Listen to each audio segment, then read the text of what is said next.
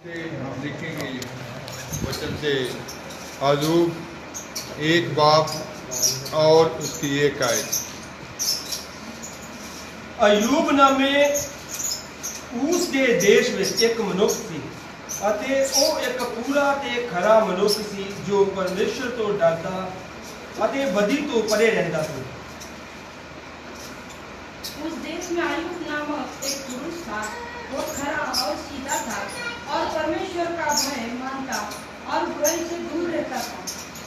तो लिखा गया है कि अय्यूब जो है वो एक खरा और सीधा मनुष्य था जो बुराई से क्या रहता था, दूर रहता था और परमेश्वर का भय मानता था। तो इसका मतलब है कि अय्यूब खरा, सीधा और बुराई से दूर रहने वाला इंसान,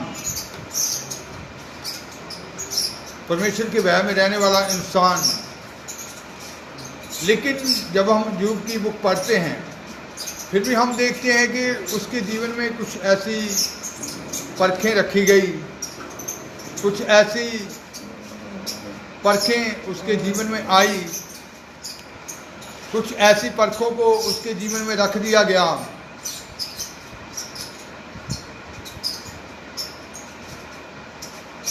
जिसके बारे में शैतान ने भी चैलेंज किया खुदा को कि वो तुझे क्या करेगा, फिटकारेगा। जब हम अय्यूब 1:11 आयत पढ़ते हैं, ਜਰਾ ਤੂੰ ਆਪਣਾ ਹੱਥ ਤਾਂ ਵਧਾ ਅਤੇ ਜੋ ਕੁਝ ਉਸਦਾ ਹੈ ਉਸ ਨੂੰ ਛੂ, ਉਹ ਤੇਰੇ ਮੂੰਹ ਉੱਤੇ ਫਟਕਾਰਾ ਪਾਊਗਾ।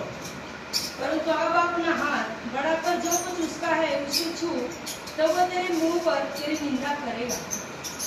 तो शैतान ने खुदा को कहा कि जो कुछ भी उसका है उसको जरा अपना हाथ बढ़ाकर क्या कर, छू, वो जरूर तेरी निंदा करेगा। तो ऐसे ही आज बहुत सारे लोग हैं जो खुदा के ऊपर ईमान रखते हैं, जो खुदा के भय में रहते हैं, जो बुराई से दूर रहते हैं, जो खरे हैं और सीधे हैं। उन्होंने कोई गुनाह नहीं किया होता लेकिन कुछ परखें उनके आगे रखी जाती हैं। कुछ लोग ईमानदार, ऐसे ईमानदार होते हैं, वो सोचने लगते हैं शायद हमसे कोई गुनाह हो गया है या जो हमारे साथ ऐसा हो रहा है, शायद हमसे कोई पाप हो चुका है या ऐसे हो रहा है, पता नहीं ये हमारे जीवन से क्यों नहीं जा रहा। लेकिन अय्यूब के बारे में जब हम पढ़ते हैं तो लिखा गया कि उसका सारा कुछ क्या कर दिया गया था, नाश कर दिया गया था, केवल उसकी पत्नी को छोड़ के। बाकी उसके बच्चे, उसकी धन संपत्ति, उसका घर, सारा कुछ क्या हो गया, नष्ट हो गया। तो आज अक्सर कई बार ईमानदारों की जब परख होती है, थोड़ा सा नुकसान होता है तो कुछ पूछते हैं कि जी मेरा नुकसान क्यों हुआ। तो इसका मतलब है कि खुदा इंसान को देखते हैं कि इस स्थिति में भी ये क्या करेगा, इस स्थिति में मेरे साथ इसका प्रेम वही प्रेम रहता है जो पहले था, या इसके प्रेम में गिरावट आ जाती है, इसके प्रेम में कोई कमी आ जाती है, ये गुड़गुड़ाहट करता है या नहीं करता, ये क्या इसके हृदय में क्या है। तो इसका मतलब है कि आज अय्यूब की तरह खरे लोग, सच्चाई में चलने वाले लोग, खुदा के भय में रहने वाले लोग, जब उनके बारे में शैतान भी चैलेंज करता है कि ये एक दिन जरूर खुदा को क्या कहेगा, बुरा कहेगा, तो हमारा जीवन खुदा के साथ कैसा होना चाहिए, हमारा जीवन जो है खुदा के साथ कैसा होना चाहिए। कुछ दिन पहले ही ये मंगम सिंह ये बता रहे थे कि वो एक सवाल इधर आपस में कर रहे थे कि लिखा गया कि उसका सब कुछ सारा कुछ शैतान ने क्या कर दिया, बर्बाद कर दिया, लेकिन उसकी बीवी को एक भी फोड़ा और फिंसी नहीं हुआ। अय्यूब के बदन के ऊपर पूरे फोड़े और फिंसियाँ थी। इन्होंने पूछा कि उसके ऊपर कोई भी फोड़ा फिंसी क्यों नहीं हुआ। अय्यूब का सारा कुछ जब बर्बाद कर दिया। तो शैतान जानता था कि एक जन को मैंने रखना है अपने लिए, कि अय्यूब को उकसाने के लिए, सताने के लिए।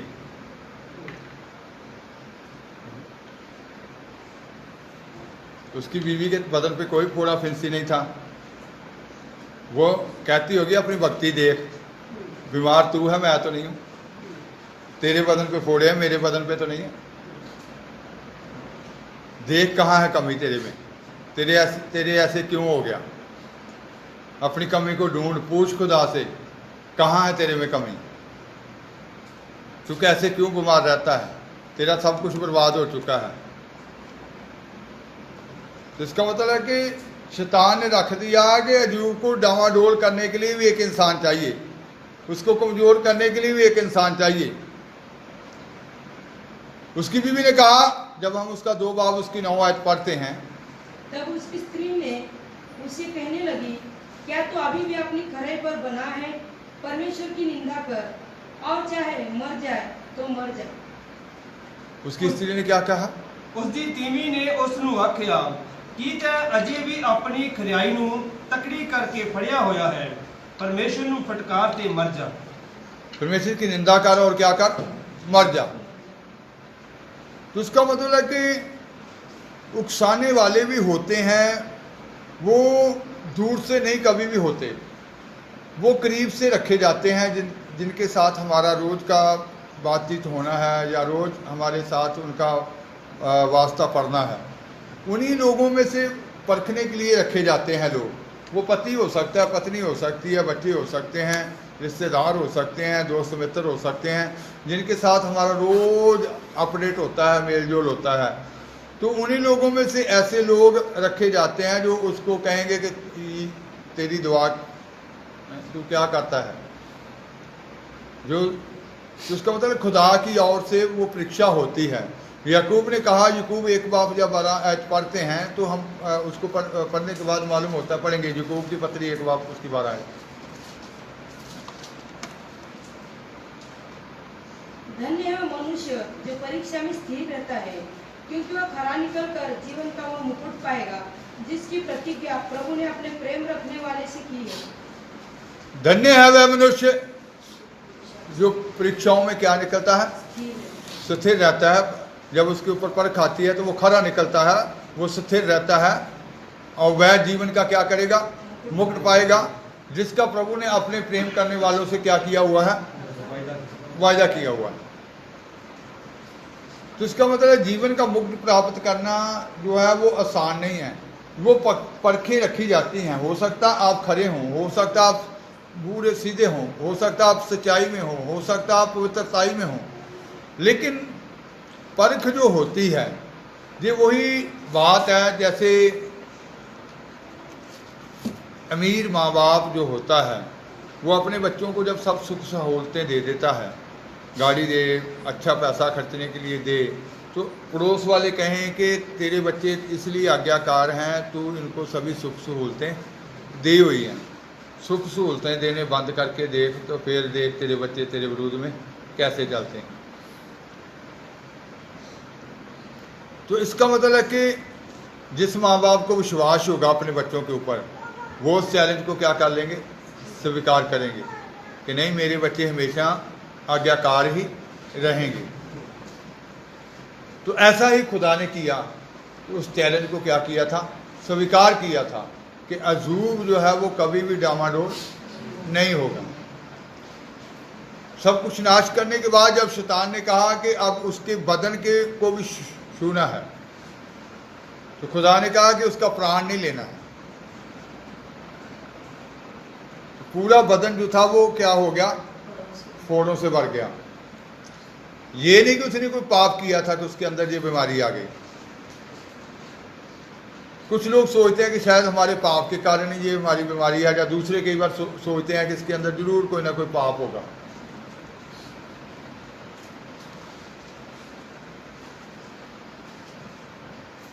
तो ये जो परखें होती हैं हर ईमानदार की होती हैं। जैसे बीते दिनों में भविष्यवाणी हुई कि कोई ऐसा संसार में स्कूल नहीं होता जहाँ पेपर नहीं पढ़ते। साल में एक बार उस स्कूल में पेपर पढ़ने हैं कि वो पास हो जाएगा तो नेक्स्ट क्लास में चला जाएगा। तो जैसे ये बीते संडे में भी भविष्यवाणी हुई थी कि 21 तारीख को बहुत सारे लोगों का एक नया सफ़र शुरू होने जा रहा है। दुआ करें कि वो कभी गुस्से ना। इसका मतलब है कि उनको दुखों का, कुछ लोगों का दुखों का सफ़र शुरू हो गया कि वो उस रास्ते पर परख उनकी शुरू हो गई, क्यों वो उस रास्ते पर क्या करें, खरियाई से निकल सकें, खुदा के प्रेम में खरे निकल सकें, खुदा की मोहब्बत में बने रहें, खुदा के वचन में बने रहें और खुदा के आज्ञाकारी में, अधीनगी में बने रहें। तो जब हम इन सारी बातों से निकल जाते हैं तभी हम उस मुकुट के क्या होते हैं, हकदार होते हैं, जिसका प्रभु ने अपने प्रेमियों से क्या किया हुआ है, वायदा किया हुआ है। तो आज उस जीवन का मुकुट प्राप्त करने के लिए उन रास्तों पे वो रास्ते हमारे लिए रखे जाते हैं। जैसे दिल्ली जाने के लिए सानेवाल से दराहा, दराहा से खन्ना, खन्ना से आगे राजपुर, मंडी जहाँ सरहद, जहाँ अम्बाला, है ना, स्टेप बाय स्टेप हम जानते हैं कि आगे ये आ जाएगा, आगे ये आ जाएगा। तो इसी तरीके से एक स्टेप होते हैं। एक ईमानदार अपने रास्ते का वो सफ़र जब पूरा करता जाता है, उसके बाद नया स्टेप शुरू हो जाता है, आगे का सफ़र शुरू हो जाता है, उसकी ज़िंदगी में एक चेंजिंग शुरू हो जाती है। तो जो ईमान में, वचन में बने रहते हैं और वचन ही उनको दलेर करता है, वचन ही उनको उन रास्तों के ऊपर चलने के लिए बल देता है, वो खुशी और आनंद से उन रास्तों के ऊपर क्या करते जाते हैं, चलते जाते हैं। पौलुस जो था, पौलुस ने उस वक्त जो चेले थे तो उनको कहा, कुछ लोग जो चेले थे वो कमज़ोर होने लगे जब दुखों का रास्ता आगे आया, जब वो हंसने लगे तो पौलुस ने उनको कहा, प्रेरितों के काम 14 बाब उसकी 22 है,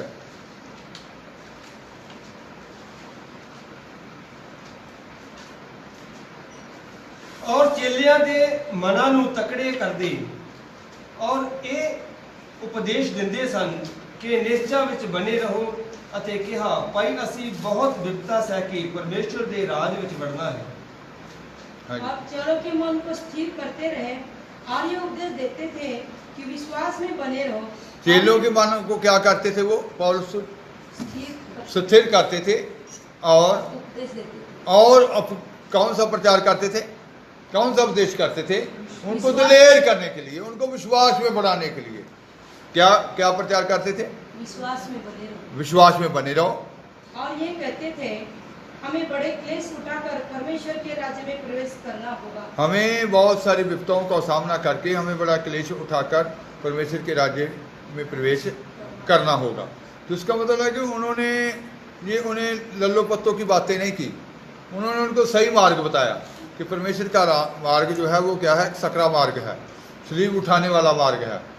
तो जो खुशी से स्वीकार करते हैं, पवित्र आत्मा की खुशी, पवित्र आत्मा का आनंद उनके हृदयों में बसा रहता है, वो खुशी से चलते रहते हैं, वो क्लेश उनको क्लेश नहीं लगते, वो दुख उनको दुख नहीं लगते, वो आसानी से क्या हो जाते हैं। इसी संडे को विश्वानी हुई थी आपके द्वारा कि वो रास्ता भी उनको क्या लगेगा, कठिन नहीं लगेगा, जिन रास्तों पर आज तक कोई चल नहीं सका, कि अब वो वक्त आ गया है, चलने का वक्त आ गया है, कि जिन रास्तों पर लोग चलने से डरते हैं, लेकिन प्रभु अपने लोगों के अंदर ऐसा बल रख देगा कि वो रास्ता उनको ऐसा कठिन लगेगा ही नहीं, महसूस होगा ही नहीं उनको कि ये इतना टफ रास्ता है, जिसको पहले लोग बहुत टफ समझते थे कि ये टफ रास्ता है, इस वचन को हम पूरा नहीं कर सकेंगे, इस रास्ते पर हम नहीं चल पाएंगे। अयूब भी उस सफ़र को क्या कर गया, पूरा कर गया। अयूब के दोस्तों ने भी उसके साथ जब बात की तो उन्होंने भी सोचा कि शायद अयूब से कोई ना कोई गलती हो गई। जब जितनी उसके दोस्तों ने बात की, उन्होंने यही बात की कि जरूर कोई ना कोई गुनाह हुआ। लेकिन आखिर में क्या हुआ कि जिन्होंने उन्हें कमज़ोर करने की कोशिश की, ये कहा कि जरूर तेरे से गलती हो गई है, उनको कहा कि जब तक अयूब आपके लिए दुआ नहीं करेगा तो आपके गुनाह माफ़ नहीं होंगे। अयूब के पास जाओ और उसी से क्या कराओ, दुआ करो, वो ही तुमके लिए दुआ करेगा जिसको आप बुरा कह रहे थे, जिसको आप कह रहे थे कि इसने पाप किया होगा जरूर ना कोई, कि वो ही जब तक दुआ नहीं करेगा आपके गुनाह माफ़ नहीं होंगे।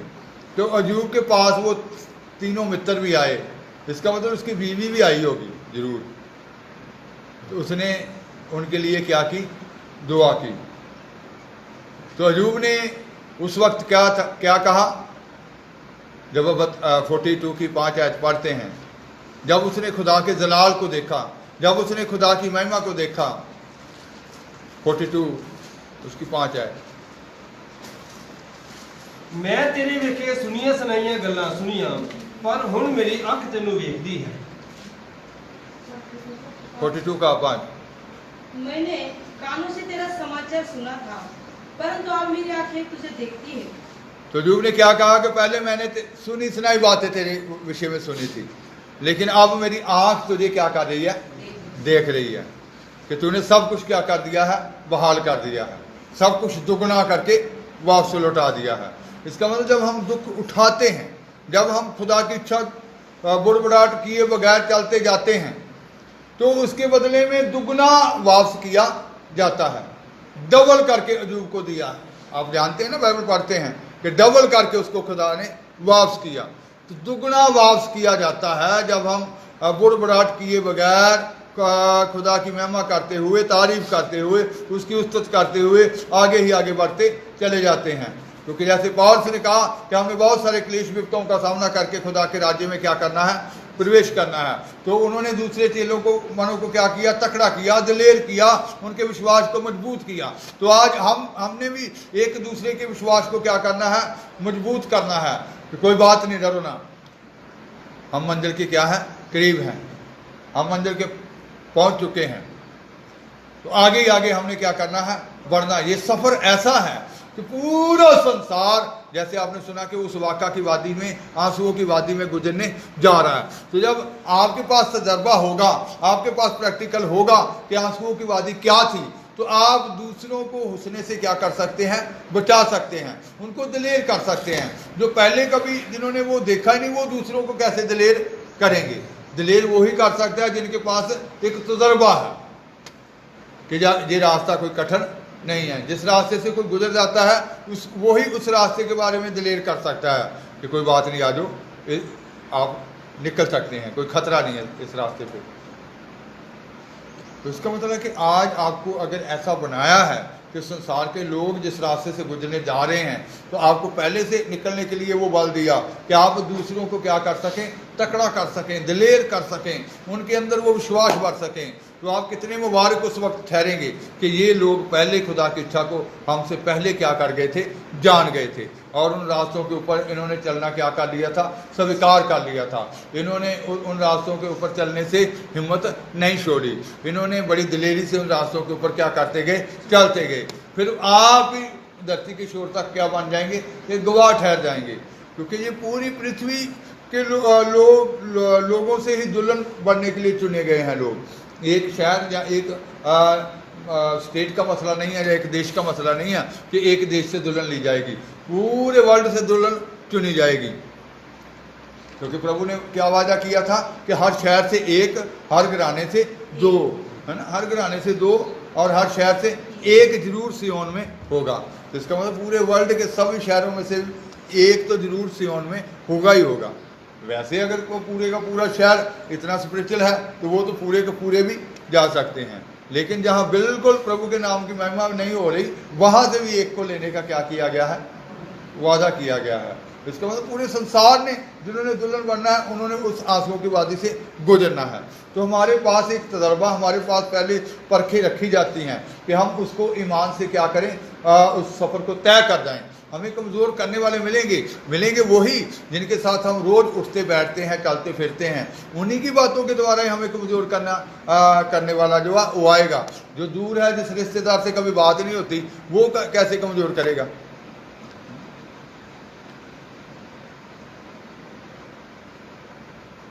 खड़ा उनको किया जाता है जो हमारे निकट के होते हैं, जो हमारे समीप के होते हैं, जो बिल्कुल नज़दीकी लोग होते हैं।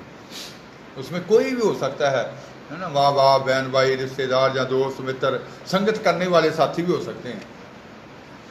तो आज हमें सिर्फ खुदा के वचन की ओर देखने के लिए इसीलिए कहा जाता है कि हम कभी भी डामाडोल ना हों, हम वचन को देखकर आगे ही आगे क्या करते जाएं, बढ़ते चले जाएं, और दूसरों के लिए एक छुटकारे का कारण बन जाएं, दूसरों के लिए दिलेरी का कारण बन जाएं, दूसरों के लिए शांति का कारण बन जाएं। जो गुजर जाते हैं, यीशु मसीह ने सलीब उठाई तो दूसरों को उठाने के लिए कहा, पहले नहीं कहा, उन्होंने पहले खुद उठाकर बताई।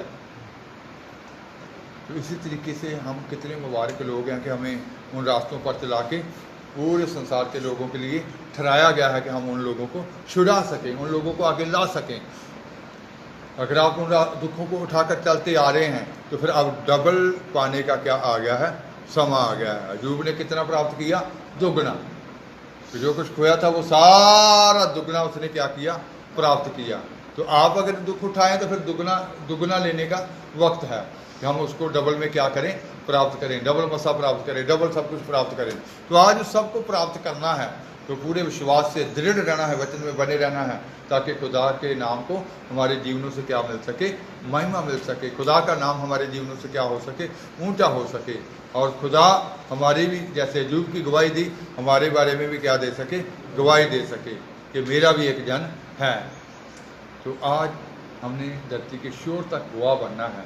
तो फिर हमें इन सब बातों में निकलने के लिए पवित्र आत्मा की समर्थ से, शांति से निकलते जाना है। जितनी समर्थ ज़्यादा होगी उतनी शांति ज़्यादा होगी, उतना ही हम ज़्यादा दिलेरी से आगे बढ़ते जाएंगे। और जब हम आगे बढ़ेंगे तो फिर कोई भी अवस्था में आगे बढ़ने से रोक नहीं सकेगी। आंखें बंद करेंगे, दुआ की आस में।